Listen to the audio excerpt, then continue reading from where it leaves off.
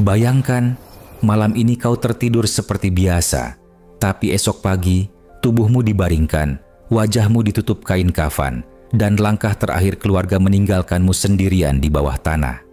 Sunyi, dingin, gelap, dan disitulah perjalananmu yang sebenarnya dimulai. Assalamualaikum warahmatullahi wabarakatuh. Sahabat, ini bukan kisah fiksi. Ini perjalanan yang pasti kita semua lalui. Sebelum kita lanjutkan, tekan tombol subscribe dan nyalakan loncengnya, agar kamu nggak ketinggalan kisah-kisah tentang kematian, akhirat, dan keabadian. Kisah yang bukan untuk ditakuti, tapi untuk diingat dan disiapkan.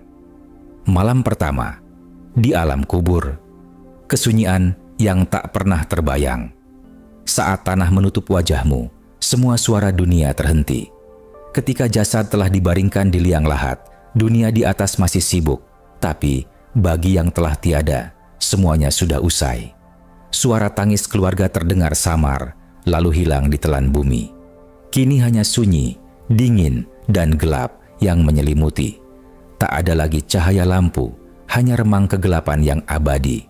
Disinilah perjalanan sejati manusia dimulai, tanpa teman, tanpa penolong, hanya amal yang menemani. Beberapa detik setelah liang lahat ditutup, ruh mulai merasakan kehadiran dunia yang baru. Bumi yang dulu dipijak kini menjadi atap, dan tanah menjadi selimut. Suhu dingin menusuk hingga tulang, namun rasa sepi jauh lebih menyakitkan. Ruh masih sadar mendengar doa keluarga yang perlahan memudar di kejauhan. Dunia terasa begitu jauh, seolah menjadi mimpi yang tak akan pernah kembali. Waktu berjalan tanpa arah. Tak ada siang, tak ada malam, hanya kesunyian yang panjang. Bagi orang beriman, kuburnya dilapangkan, terasa damai seperti taman surga. Namun, bagi yang lalai, kuburnya menyempit, menekan jasad hingga tulang rusuk saling bertemu. Disinilah balasan pertama dimulai, sebelum hari pembalasan yang sebenarnya datang. Di langit, tak ada bintang yang menyala untuknya. Di bumi, tak ada langkah yang kembali. Malam pertama di alam kubur adalah malam di mana manusia benar-benar sendiri. Tidak ada lagi genggaman tangan, tidak ada suara yang menjawab panggilan. Hanya gema hatinya sendiri yang bertanya, apakah aku siap? Maka, bagi yang hidup, renungkanlah. Kita menyiapkan banyak hal untuk kehidupan dunia, rumah, kendaraan, cita-cita. Tapi, seberapa banyak kita siapkan untuk malam pertama di alam kubur? Malam ketika semua yang kita cintai tak lagi bisa menolong, dan hanya cahaya iman yang menerangi kegelapan itu. Kematian bukan akhir, tapi permulaan dari keabadian. Dan malam pertama di kubur adalah awal dari perjalanan yang tak bisa diulang. Hari kedua hingga ketujuh, perjalanan jasad di dalam kubur. Di saat dunia melupakannya, tanah mulai memeluknya. Hari kedua setelah penguburan, dunia di atas mulai beralih ke kesibukannya. Nama yang sempat ramai disebut di bibir mulai jarang terdengar. Namun di bawah tanah, sebuah perjalanan sunyi sedang berlangsung. Jasad mulai menempuh prosesnya kembali ke asal, bumi. Tidak ada yang bisa menghentikan, tidak ada yang bisa mempercepat. Inilah ketetapan yang pasti bagi setiap manusia yang pernah bernyawa. Hari ketiga datang. Tubuh yang dulu bernafas, hangat dan kuat kini mulai berubah. Dingin menyelimuti, sendi-sendi kaku, kulit perlahan kehilangan warna.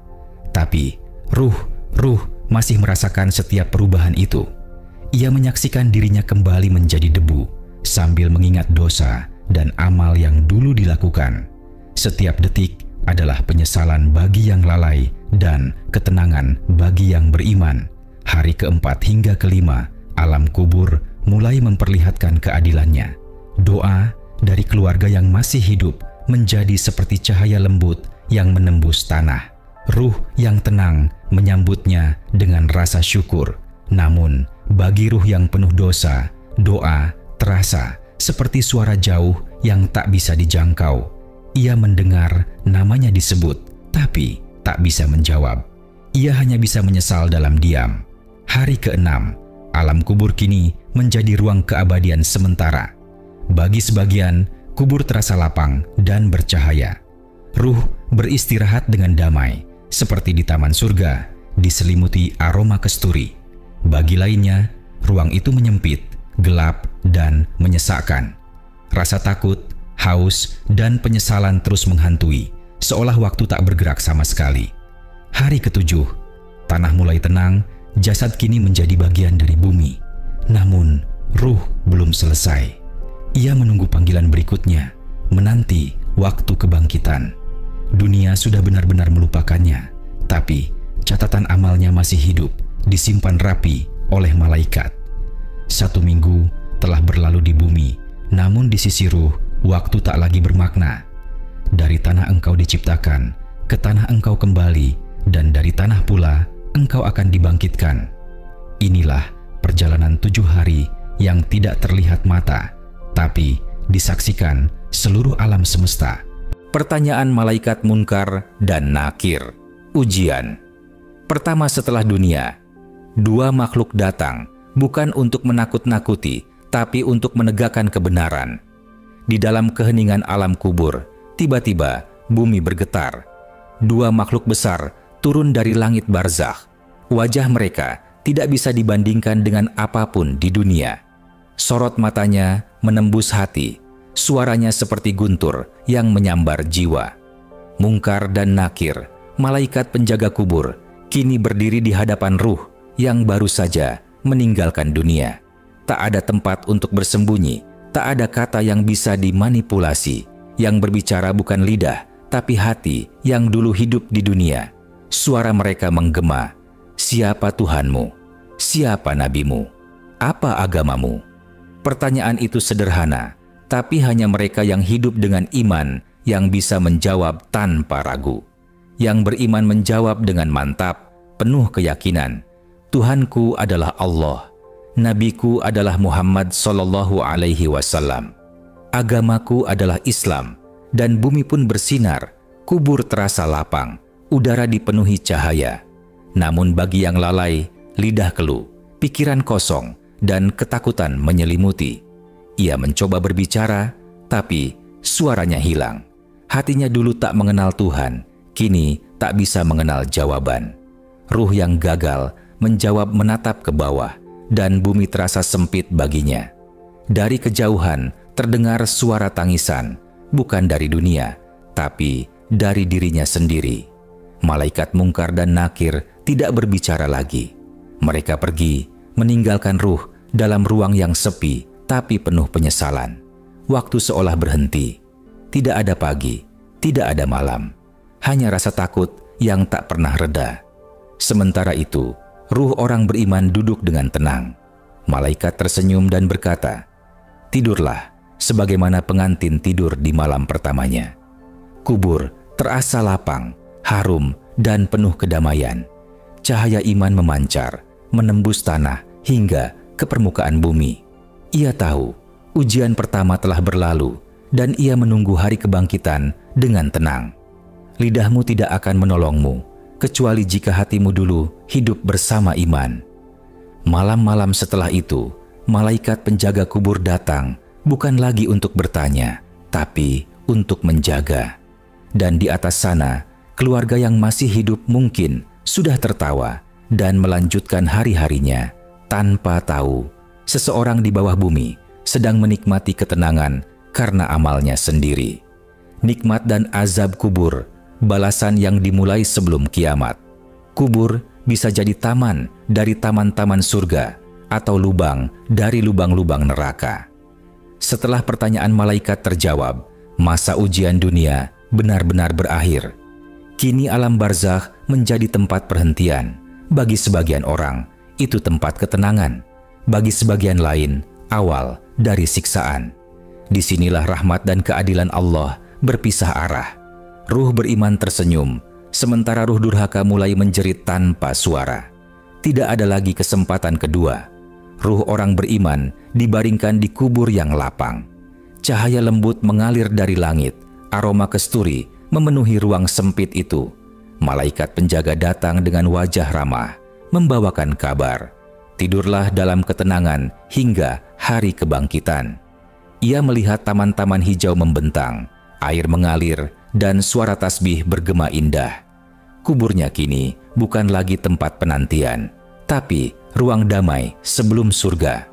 Sementara itu, di sisi lain, ruh orang yang durhaka berteriak tanpa suara. Kuburnya sempit, gelap, penuh tekanan.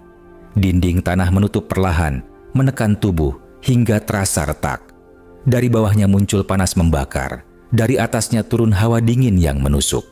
Ia ingin tidur, tapi tidak bisa. Ia ingin menyesal, tapi sudah terlambat. Waktu terasa tak bergerak, setiap detik adalah penderitaan tanpa ujung. Sesekali, malaikat penjaga datang, bukan untuk memberi kabar, tapi untuk menunjukkan sekilas masa depan.